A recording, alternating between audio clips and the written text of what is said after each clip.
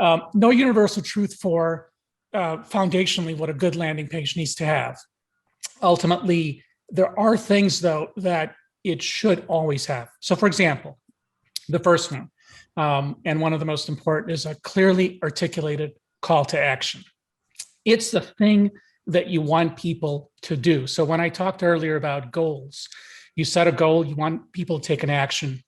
This is the thing that causes them to take the action. So people call these CTAs for short, call to action. And the way they typically are manifest is there's a button either Is somewhere. it buy now? Is it join the newsletter subscription? All those kind of things. Exactly. And one of the biggest problems that we see on landing pages, and this is something that anybody can do with their own landing pages, their own homepage, their own landing pages.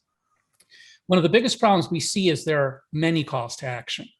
And so part of the challenge is we get paralyzed as consumers when we see too many choices. It's decision paralysis. It's a cognitive bias in our head. So when we see, 10 different T-shirts, we have a hard time choosing often which one we like. If we see two, it's much easier to choose. And it works the same with calls to action. If you have a singular goal on your page, then you're essentially telling the person that's visiting, this is what you'd love for them to do. And oftentimes it's okay to have a main goal and a secondary, smaller goal. But if you have let's say you have 10 different things you do want to promote, you just need to do it in 10 separate landing pages or campaigns or whatever, right?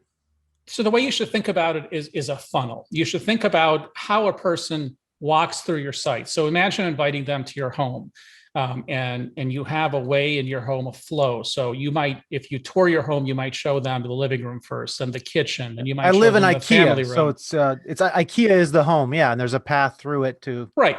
So the same thing on landing pages. Your landing pages should work together to convince a person to take the action you want them to take. And it may be that you have 5 landing pages that you string together that each have a separate action. So the first page, for example, might just get somebody to go to a second page, which has a deeper explanation about your product or service. That might be the only goal of the first page. It's a micro conversion, a small ask. The second page might also take them to an even deeper page that gets the details of the product and talks about pricing and other things, another micro conversion. So you're doing boiling the frog technique here. You're just slowly pulling them in.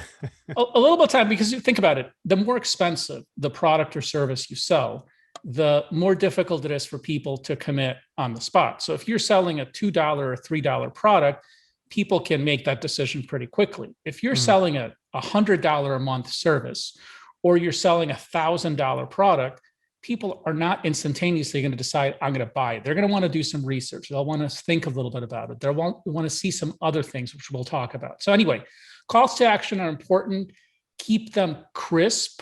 Ask yourself, what action do I want a person who comes to this page to take when they come to this page? It shouldn't be to sell.